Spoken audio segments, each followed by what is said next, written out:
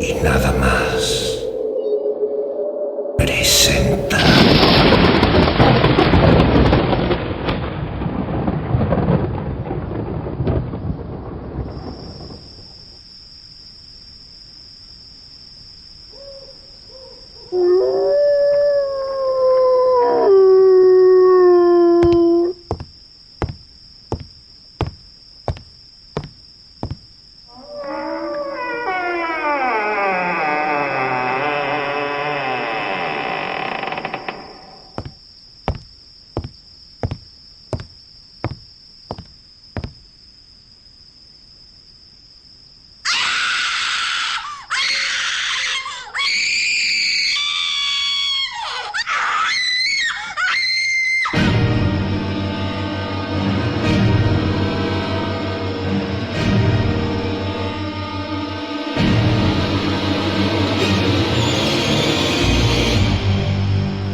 Nuestros horrores favoritos.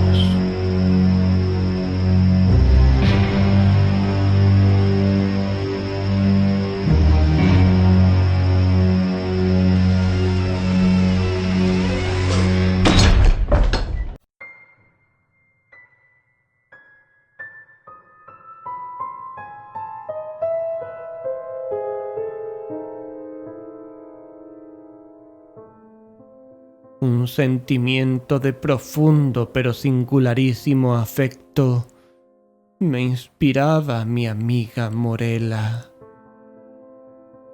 Llegué a conocerla por casualidad hace ya muchos años, y desde nuestro primer encuentro mi alma ardió con fuego hasta entonces desconocido.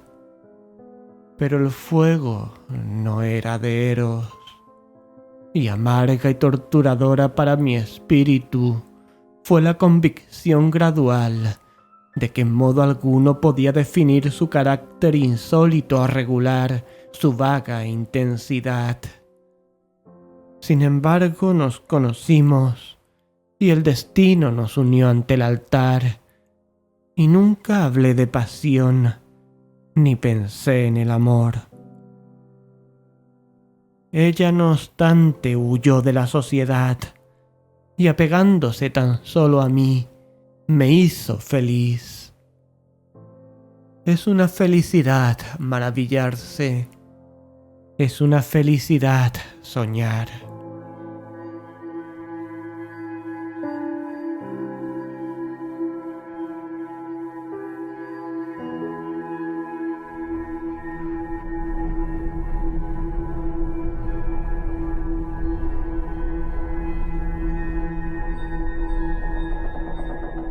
La erudición de Morella era profunda. Tan cierto como que estoy vivo, sé que sus actitudes no eran de índole común. El poder de su espíritu era gigantesco.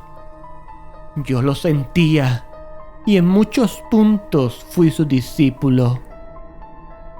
Pronto descubrí, sin embargo, que quizá a causa de su educación en Presburgo, exponía a mi consideración cantidad de esos escritos místicos que se juzgan habitualmente la escoria de la primitiva literatura alemana. No puedo imaginar por qué razón, objeto de su estudio favorito y constante, y si con el tiempo llegaron a serlo para mí, ello debe atribuirse a la simple pero eficaz influencia del hábito y el ejemplo. En todo esto, si no me equivoco, mi razón poco participaba. Mis opiniones, a menos que me desconozca a mí mismo, en modo alguno estaban influidas por el ideal, ni era perceptible ningún matiz del misticismo de mis lecturas. A menos que me equivoque mucho, ni en mis actos ni en mis pensamientos. Convencido de ello, me abandoné sin reservas a la dirección de mi esposa y penetré con ánimo resuelto en el laberinto de sus estudios. Y entonces Entonces, cuando escudriñando páginas prohibidas, sentía que un espíritu aborrecible se encendía dentro de mí. Morella posaba su fría mano sobre la mía y sacaba de las cenizas de una filosofía muerta algunas palabras hondas, singulares, cuyo extraño sentido se grababa en mi memoria. Y entonces hora tras hora me demoraba a su lado, sumido en la música de su voz, hasta que al fin su melodía se inficcionaba de terror, y una sombra caía sobre mi alma, y yo palidecía y temblaba interiormente ante aquellas entonaciones sobrenaturales. Y así la alegría se desvanecía súbitamente en el horror, y lo más hondo se convertía en lo más horrible, como el Hinnom se convirtió en la Gehenna.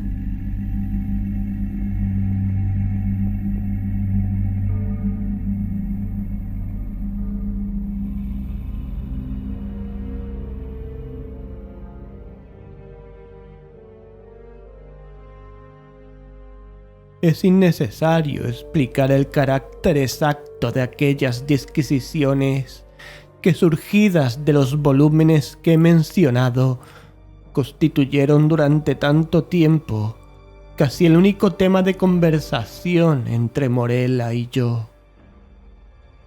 Los entendidos en lo que puede designarse moral teológica lo comprenderán rápidamente, y los profanos, en todo caso, poco entenderán.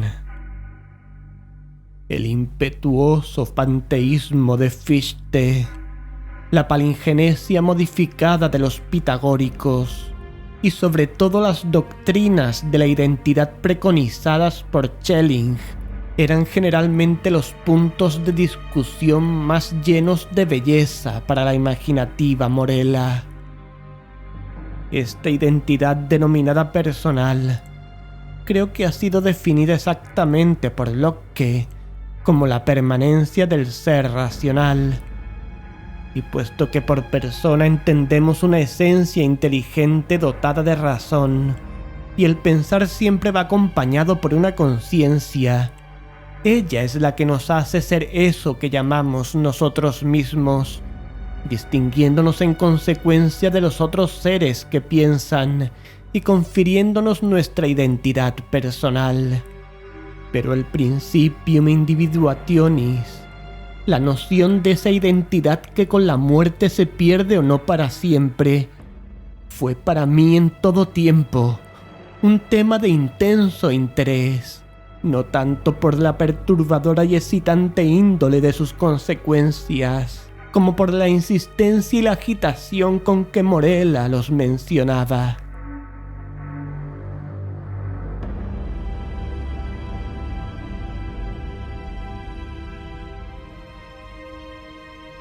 Mas en verdad, llegó el momento en que el misterio de la naturaleza de mi mujer me oprimió como un maleficio. Ya no podía soportar el contacto de sus dedos pálidos, ni el tono profundo de su palabra musical, ni el brillo de sus ojos melancólicos. Y ella lo sabía, pero no me lo reprochaba. Parecía consciente de mi debilidad o de mi locura, y sonriendo le daba el nombre de destino. También parecía tener conciencia de la causa, para mí desconocida, del gradual desapego de mi actitud, pero no me insinuó ni me explicó su índole. Sin embargo, era mujer y languidecía evidentemente. Con el tiempo la mancha carmesí se fijó definitivamente en sus mejillas y las venas azules de su pálida frente se acentuaron. Si por un momento me ablandaba la compasión, al siguiente encontraba el fulgor de sus ojos pensativos, y entonces mi alma se sentía enferma y experimentaba el vértigo de quien hunde la mirada en algún abismo lúgubre, insondable. Diré entonces que anhelaba con ansia, con un deseo voraz, el momento de la muerte de Morela. Así fue. Mas el frágil espíritu se aferró a su envoltura de arcilla durante muchos días, durante muchas semanas y meses de tedio, hasta que mis nervios torturados dominaron mi razón y me enfurecí por la demora.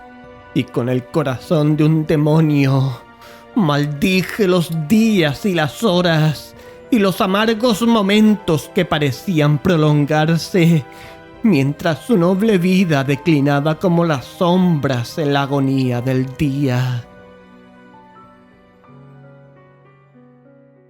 Pero una tarde de otoño, cuando los vientos se aquietaban en el cielo, Morela me llamó a su cabecera.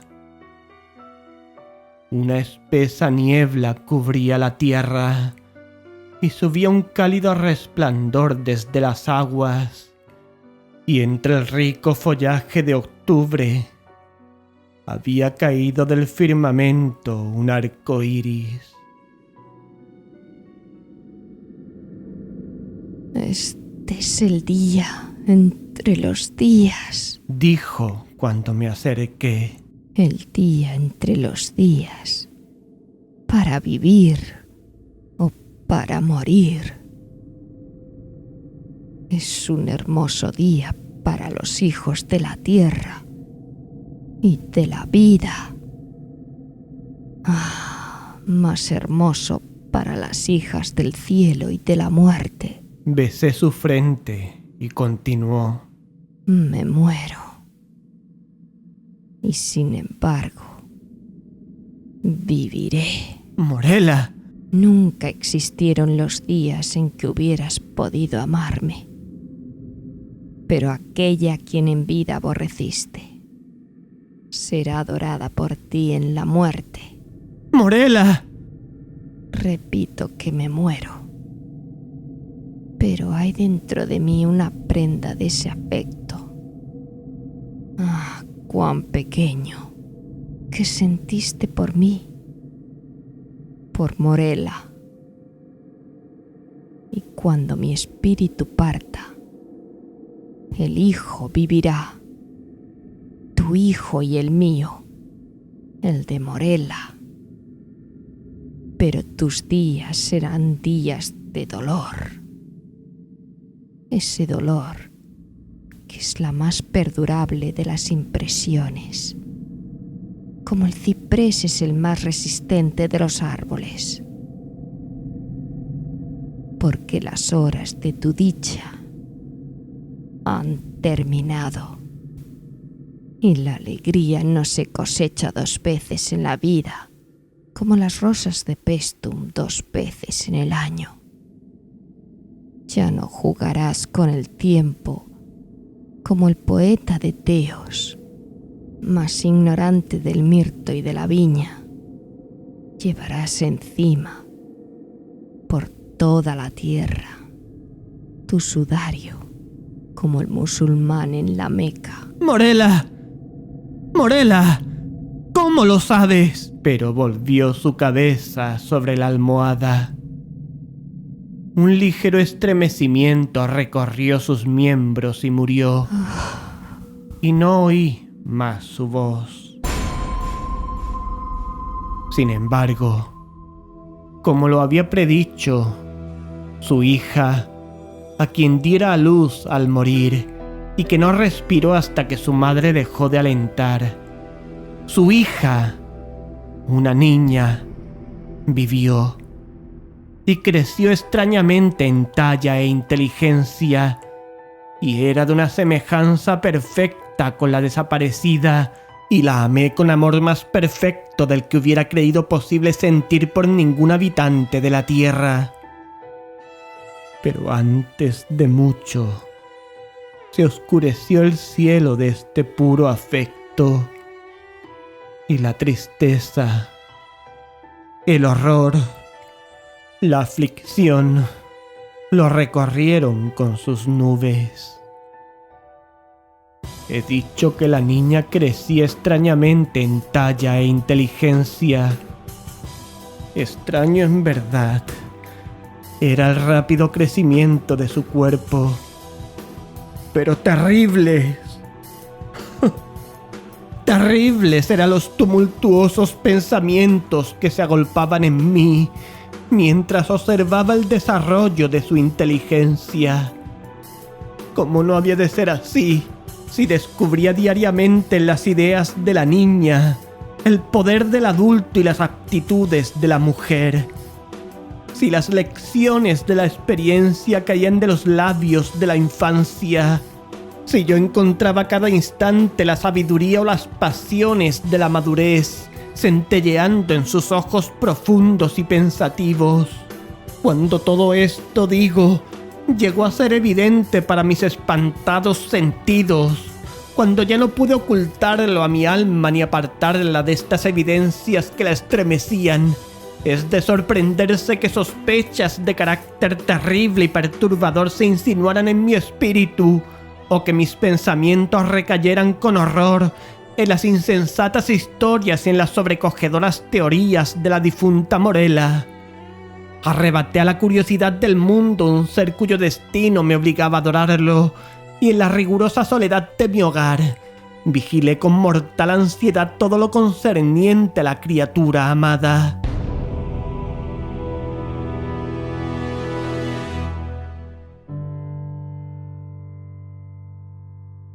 Y a medida que pasaban los años y yo contemplaba día tras día su rostro puro, suave, elocuente, y vigilaba la maduración de sus formas, día tras día iba descubriendo nuevos puntos de semejanza entre la niña y su madre, la melancólica, la muerta, y por instantes se espesaban esas sombras de parecido, y su aspecto era más pleno, más definido, más perturbador y más espantosamente terrible, pues que su sonrisa fuera como la de su madre, eso podía soportarlo, pero entonces me estremecí ante una identidad demasiado perfecta. Que sus ojos fueran como los de Morella, eso podía sobrellevarlo, pero es que también se sumían con harta frecuencia en las profundidades de mi alma, con la intención intensa, desconcertante, de los de Morella, y en el contorno de la frente elevada, y en los rizos del sedoso cabello, y en los pálidos dedos que se hundían en él, en el tono triste, musical de su voz, y sobre todo, Dios santo, sobre todo, en las frases y expresiones de la muerta en labios de la amada, de la viviente, encontraba alimento para una idea voraz y horrible, para un gusano que no quería morir. Así pasaron 2 lustros de su vida, y mi hija seguía sin nombre sobre la tierra. Hija mía y querida, eran los apelativos habituales dictados por un afecto paternal, y el rígido apartamiento de su vida excluía toda otra relación. El nombre de Morella había muerto con ella. De la madre nunca había hablado a la hija. Era imposible hablar. A decir verdad, durante el breve periodo de su existencia, esta última no había recibido impresiones del mundo exterior, salvo las que podían brindarle los estrechos límites de su retiro. Pero al fin la ceremonia del bautismo se presentó a mi espíritu, en su estado de nerviosidad e inquietud, como una afortunada liberación del terror de mi destino. Y ante la pila bautismal, vacilé al elegir el nombre, y muchos epítetos de la sabiduría y la belleza, de viejos y modernos tiempos, de mi tierra y de tierras extrañas, acudieron a mis labios, y muchos epítetos de la gracia, la dicha, la bondad. Morella. ¿Qué me impulsó entonces a agitar el recuerdo de la muerta? Morella. ¿Qué demonio me incitó a musitar aquel sonido cuyo simple recuerdo solía hacer afluir torrentes de sangre purpúrea de las sienes al corazón? ¿Qué espíritu maligno habló desde lo más recóndito de mi alma cuando en aquella bóveda oscura, en el silencio de la noche, susurré al oído del santo varón el nombre de Morela? Morela.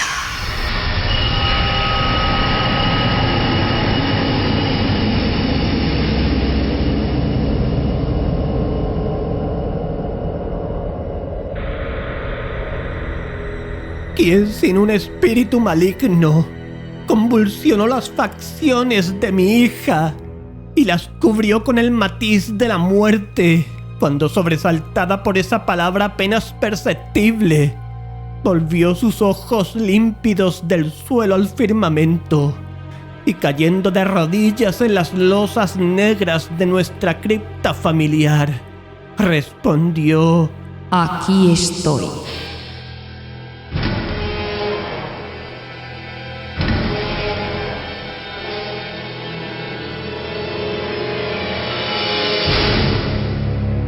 Precisas, fríamente, tranquilamente precisas, cayeron estas simples palabras en mi oído, y de allí, como plomo derretido, rodaron silbando a mi cerebro. Los años pueden pasar, pero el recuerdo de aquel momento nunca. No ignoraba yo las flores y la viña, pero el acónito y el ciprés me cubrieron con su sombra noche y día, y perdí toda noción de tiempo y espacio, y las estrellas de mi sino se apagaron en el cielo, y desde entonces la tierra se entenebreció, y sus figuras pasaron a mi lado como sombras fugitivas, y entre ellas solo veía una: Morela. Los vientos musitaban una sola palabra en mis oídos, y las ondas del mar murmuraban incesantes: Morela. Pero ella murió, y con mis propias manos la llevé a la tumba, y lancé una larga y amarga carcajada al no hallar huellas de la primera Morela en el sepulcro donde deposité a la segunda.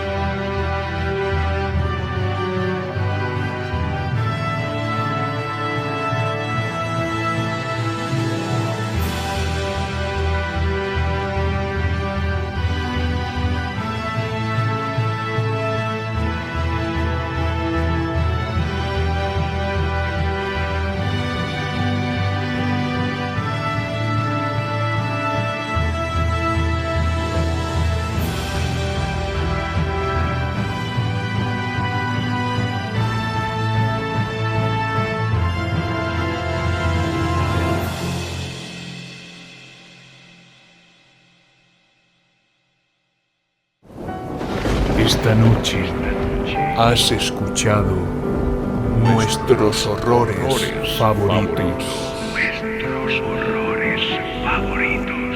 Hoy con el relato Morela de Edgar Allan Poe. Morela.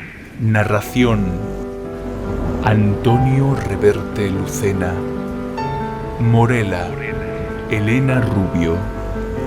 Edición y masterización: Antonio Reverte Lucena. Terror y nada más. 2016.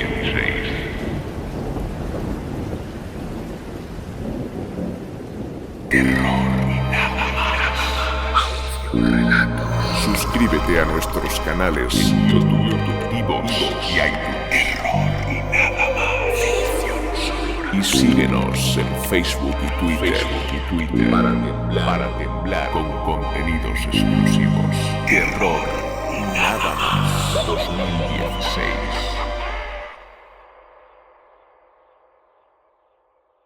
Terror y nada más es un proyecto libre sin ánimo de lucro que pretende promover la cultura del terror y la ciencia ficción mediante la adaptación en formato radioteatro o audiolibro de diversas obras del género. Pretendemos dar a conocer las obras y sus autores y fomentamos y recomendamos la compra de la obra correspondiente a nuestro público. Además, pretendemos acercar la obra y su autor a personas con discapacidad que de otra forma tendrían grandes dificultades para disfrutarla. En ningún momento pretendemos vulnerar derechos de autor de ninguna de las obras adaptadas, y ante la imposibilidad de contactar con los legítimos poseedores de los derechos de autor de cada una, rogamos que si alguno de ellos ve inconveniente para sus intereses legítimos en alguna de nuestras adaptaciones, contacten con nosotros en nuestro correo electrónico antoniorevertelucena@gmail.com para llegar a algún tipo de acuerdo con ellos o, en última instancia, retirar los contenidos que se nos soliciten. Gracias.